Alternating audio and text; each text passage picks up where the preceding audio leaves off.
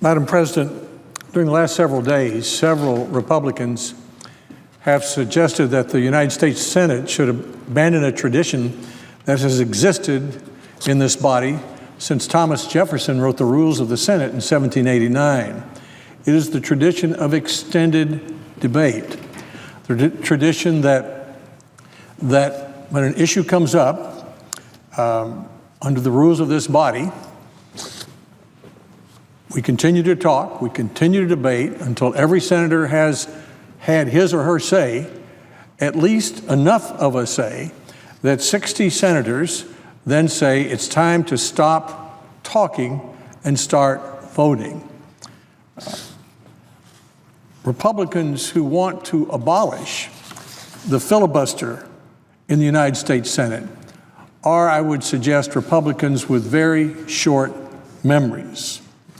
The Senate's 226-year tradition of extended debate was created for the purpose of protecting the minority from the tyranny of the majority.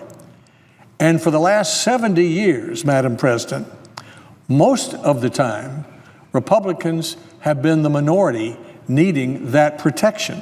Since World War II, Democrats have controlled the presidency and both houses of Congress for 22 years. Republicans have had such complete control for 6 years.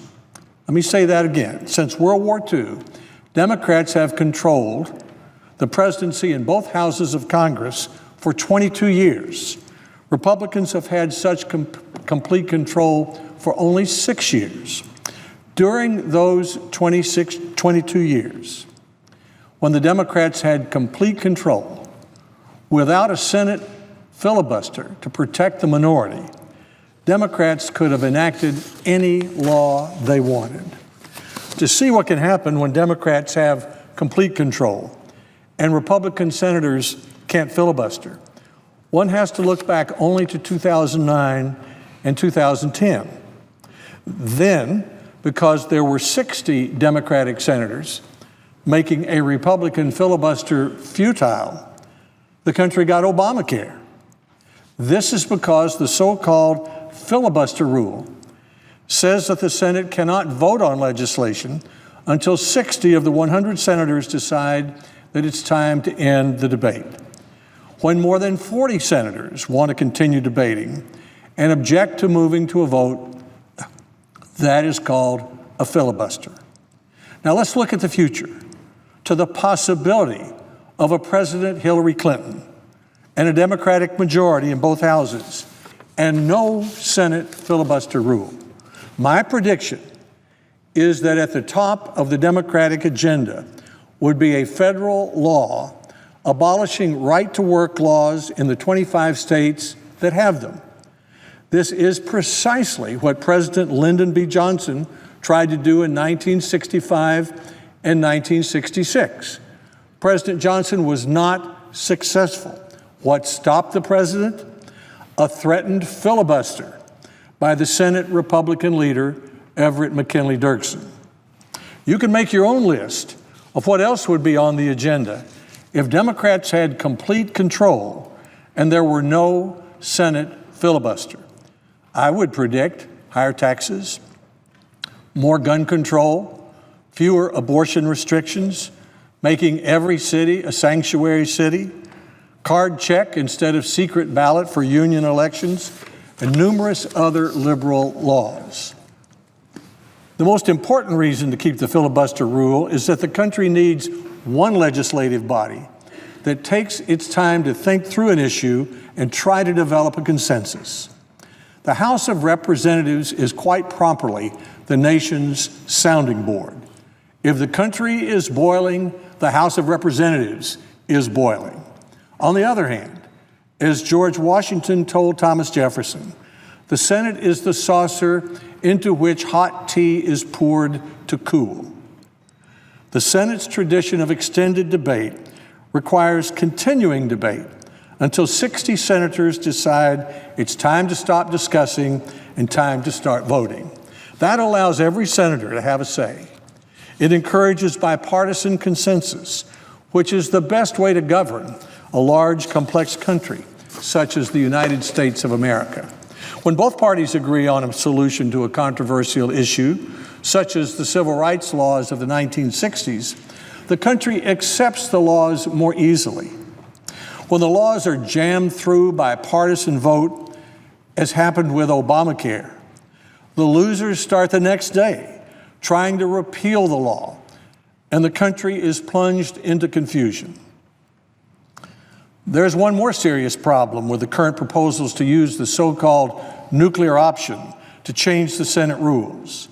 Senate rules require 67 votes to change the rules.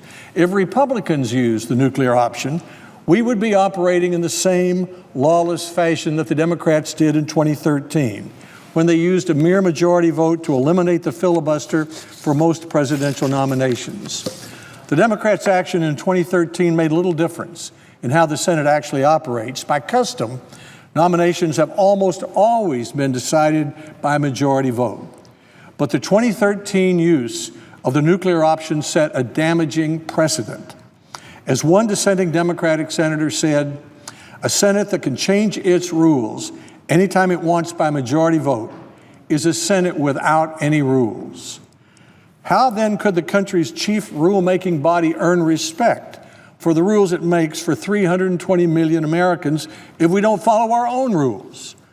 And unlike nominations, the opportunity for extended debate on legislation has existed since Thomas Jefferson wrote the Senate rules in 1789.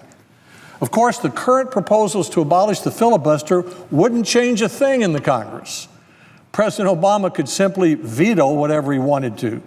And according to the United States Constitution, it takes 67 votes in the Senate to overturn a presidential veto. Now, it is true that both Democrats and Republicans have used the filibuster too often.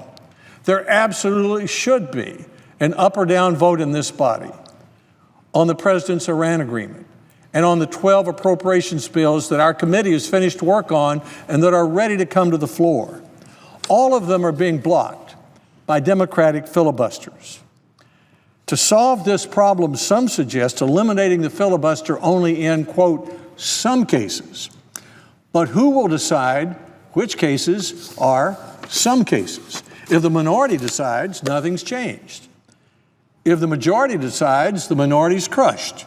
The only way to reduce the number of filibusters is by consent and by restraint on the part of both political parties. Madam President, in 1995, Republicans elected majorities in both houses of Congress. A Democratic senator proposed abolishing the filibuster.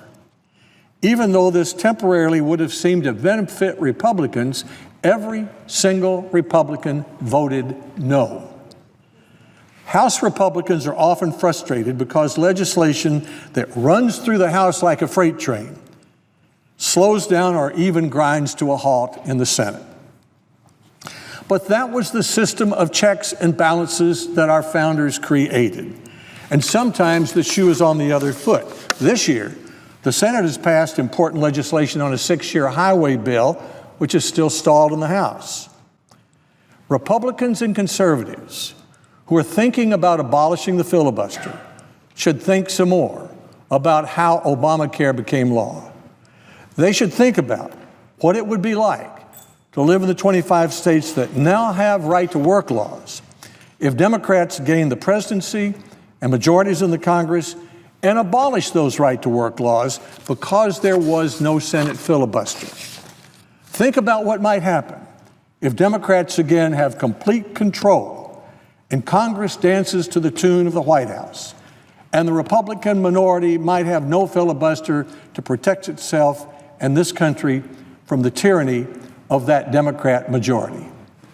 Madam President, I ask consent to include, following my remarks, an editorial this morning in the Wall Street Journal. Without objection. I yield the floor.